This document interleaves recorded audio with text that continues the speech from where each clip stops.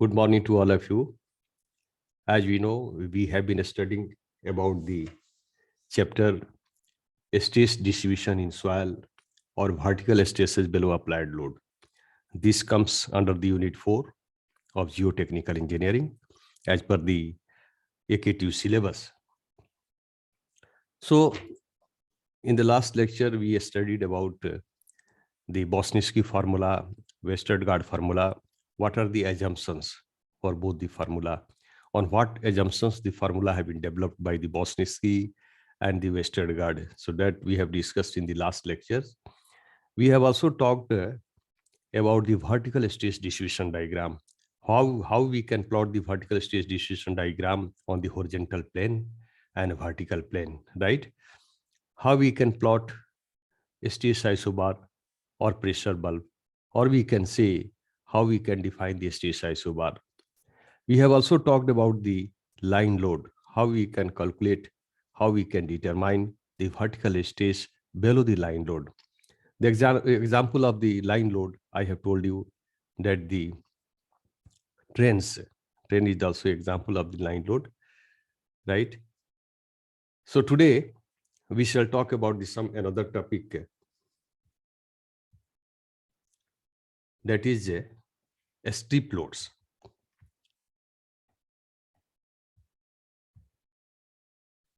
So strip loads, see, such conditions are found for structures extended very much in one direction.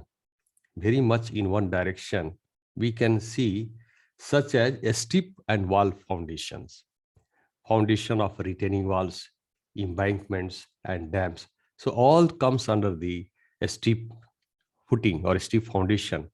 So let us see this for the diagram. This is the continuous footing, a strip footing, right? See the bottom part of the foundation is called as footing. You can see this is the strip, okay? So it has extended in longitudinal direction. Similarly, this is also one of the figure. And so these are the example of the strip loads. So how we can determine vertical stress at depth Z, right? Suppose you want to determine or calculate the vertical stress at depth Z in the center of the strip, in the center of the strip at point P, right? We want to find out the sigma Z vertical stress at this point. So you see that it is written there. Figure shows an infinite strip of width B. The width is B. We can also consider this width as 2B, loaded with uniformly distributed load intensity Q per unit area. It may be ton per meter square, kilonewton per meter square, right? So, so let us find the vertical pressure at point P, situated at depth Z on a vertical axis passing through the center of the strip. So this is the strip, diagram of the strip. As I told you, the width we can take capital B, and which can also be considered as 2B, right? Q is the load per unit area, and Z is the depth, and the point P, which exists at the center of the strip, where we have to find out the vertical stress, right? So let us proceed further. We can see what we are going to do. Consider a strip. See, this is the uniformly distributed load. Okay, we are going to consider the one width dx, a small width at distance x from the center. This is the center. From here, we are going to consider one strip here at distance x. The total elemental load over this small width extending across the length of the footing is q dx. How it is possible? You can see what it says, that due to the dx in the longitudinal direction, or we can say extending across the length of the footing, right? Length of the footing. This is the width, okay? So extending across the length of the footing. So what we can say, what will be the stresses? What will be the total elemental load. How we can calculate the load here? So Q, as you know, Q is the load per unit area. Load per unit area may be kilonewton per meter square, maybe ton per meter square, and dx is the width. So if you are going to multiply, let us take the example kilonewton per meter square. Q is in kilonewton per meter square, multiply by dx, suppose it is in meter. So what we are going to get? We shall get kilonewton per meter. That means this may be considered as a line load because it is going to become kilonewton per meter. Once you are going to multiply Q, which you are going to consider kilonewton per meter square, multiply by the width, right? So that means kilonewton per meter. So this may be considered as a line load. So the vertical pressure at point P due to this elementary line load, okay, because the width is dx and it is extending in longitudinal direction. So as we know, the equation of the line load is sigma z is equal to q by z into 2 by pi divided by 1 plus x by z whole square to the whole square. So x, you know what is the this is the x, z is the depth, okay, q is the load per unit length. So since we are going to consider elemental width, so due to the elemental width, what will be the vertical pressure at point P? How we can calculate? Delta sigma z. So Q, in place of Q, we can write Q dx. Okay. So 2Q dx divided by the this pi z multiplied by 1 by this value we can write. So we can see further, total vertical pressure due to the whole steep load is obtained by So what we are going to do, we are going to integrate.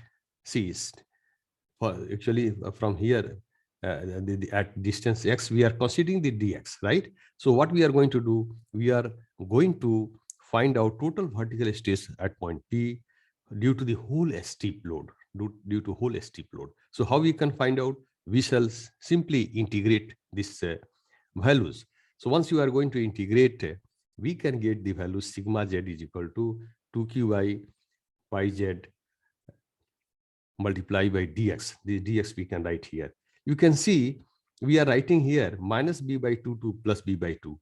Why and how it is possible? See, the b is the total width.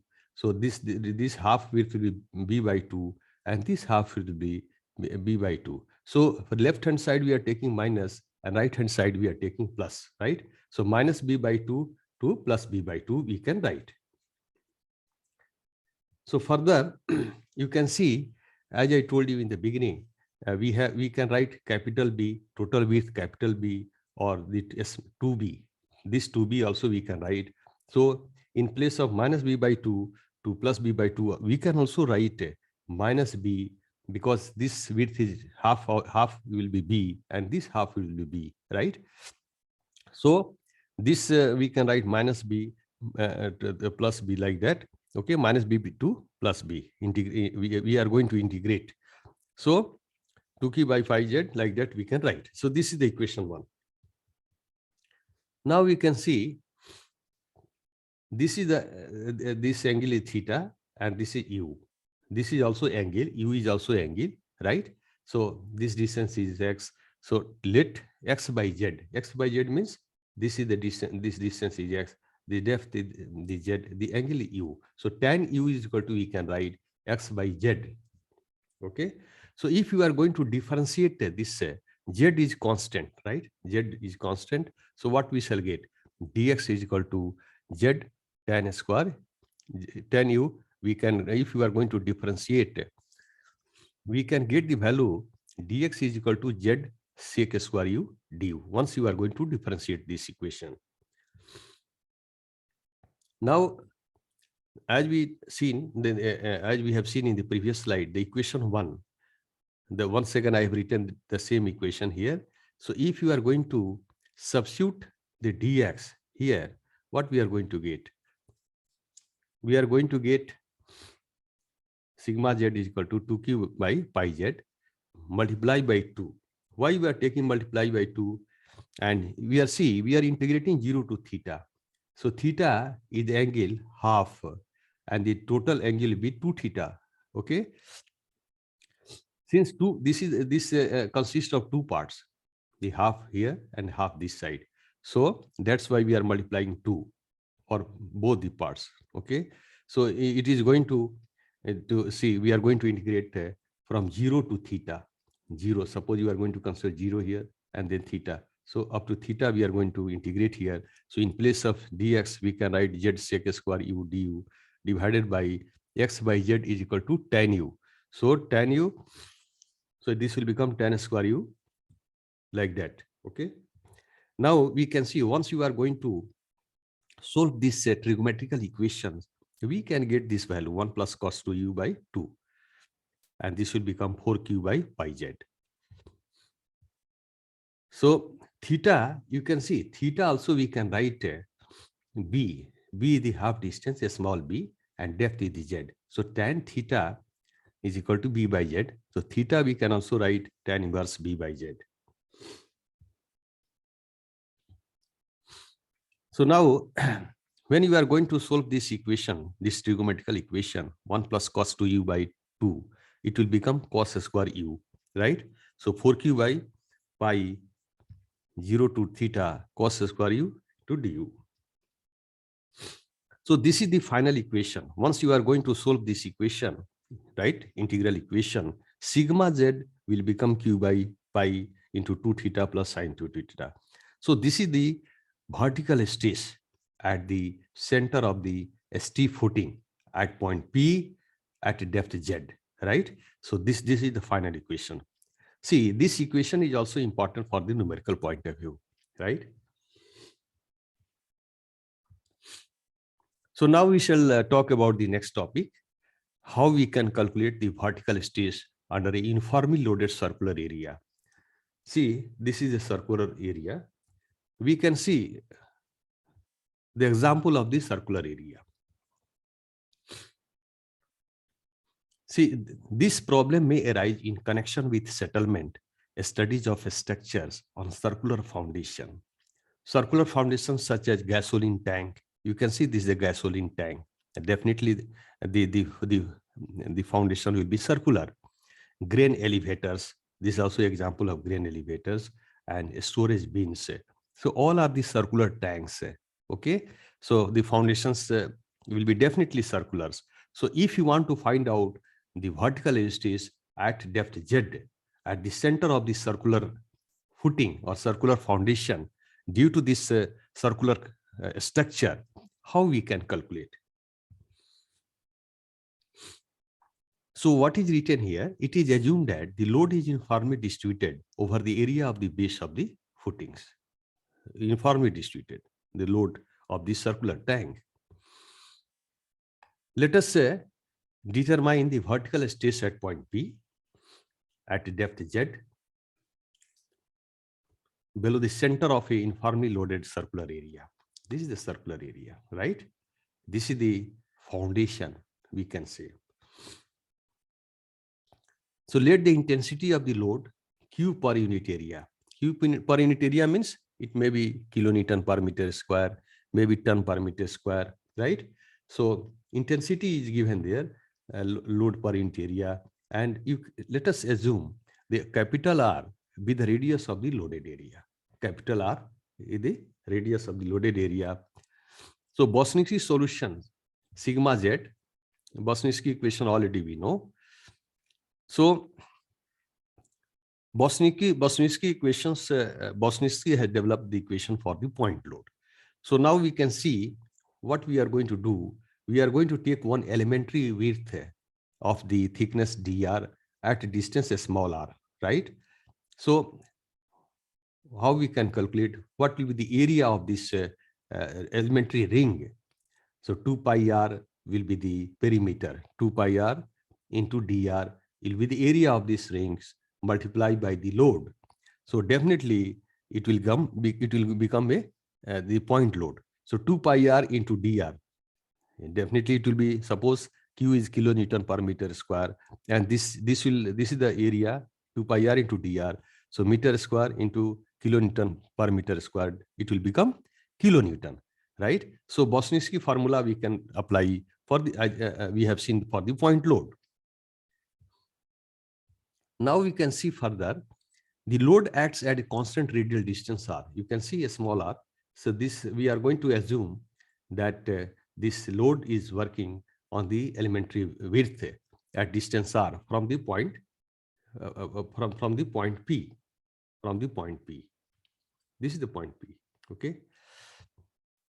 And this is the Bosniski equations for the point load, which we have seen earlier. So capital Q, as you know, it is the point load. So in place of capital Q, we can write Q into 2 pi r dr. This part we have seen in the previous slide. So delta Z will be equal to this formula, right?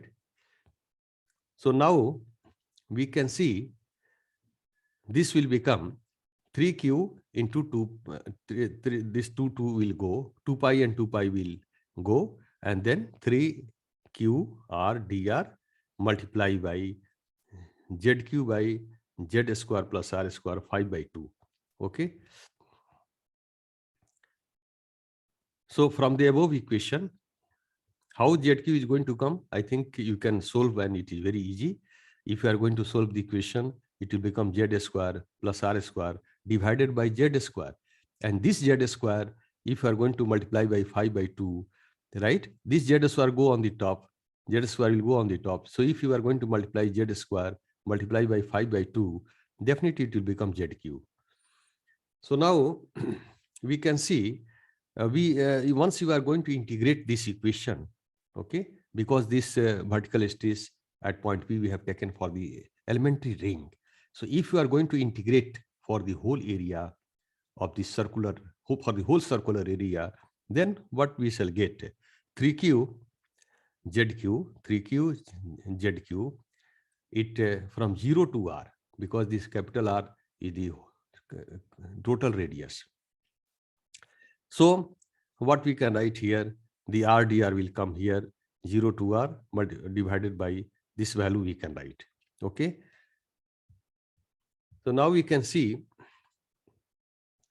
from this figure also, this is a small r, and this point P. Okay, this distance is a small n. So we can write the r square plus z square, because z is the depth. So r square plus z square, right? This is the z, this is the z, and r, this z.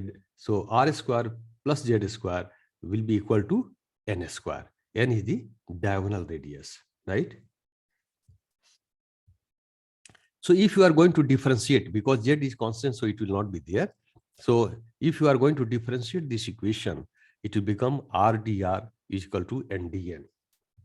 Now we can see, we are going to consider the limits here. When r is equal to 0, when r is equal to 0, r is 0 means it will be here only. So definitely this n will be 0, because if r is 0, this n is also going to be 0, because n will come here, because n is a diagonal distance. Sorry, n is equal to z, because this n will come here. So from here to here, the depth is z. So if r is 0, n small n is equal to z. And if small r is equal to capital R, let us talk about these limits. If small r is equal to capital R, then what we shall do? N is equal to r square, capital R square plus z square to the whole to the power. That means we can also write like this way, whatever we have written here. So n square also we can write n square is equal to this n will come here actually.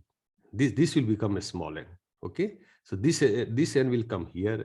So n square is equal to capital R square plus z square, or n is equal to a square root of this, like that we can write. Okay. So this limit we can see, r is equal to 0, n is equal to z, r is equal to capital R, n is equal to this much. Now we can see from the equation This equation we have written in the previous slide.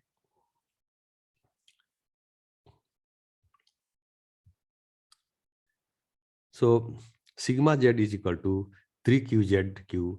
So what we are going to do, this is the previous equation. So in place of 0, we can write n is equal to z. Consider this limit, right? So small r to capital R, actually we have seen in the previous slides.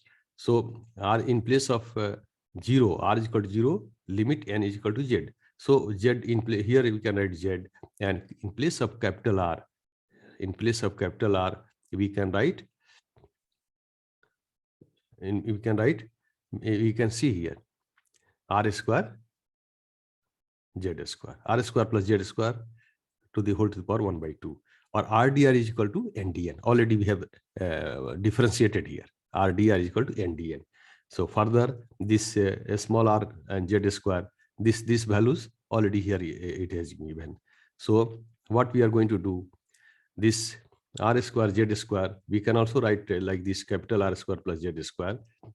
So ultimately, if you are going to replace these values, what is going to happen? This will be ndn will be there. So r square z square, capital R square plus z square will be become n square. So further we can write 3q zq into z to r square plus z square whole to the power 1 by 2. So dn, because this will be solved, if you are going to simplify, right, this will become dn by n to the power 4. How it will become? So because these two will go, so n to the power 5, so n, if you are going to strike the n, so this will become n to the power 4. Now we can see further, after solving the above equation, once you are going to solve the previous equation, we can get this solution. We can get this solution. If you are going to integrate the previous equation, which has been given in the previous slide, we can get the sigma z values like this way. This will be the equation. So further, if you are multiplying the zq with in this, we shall get the 1 minus zq divided by r square plus z square whole to the power 3 by 2.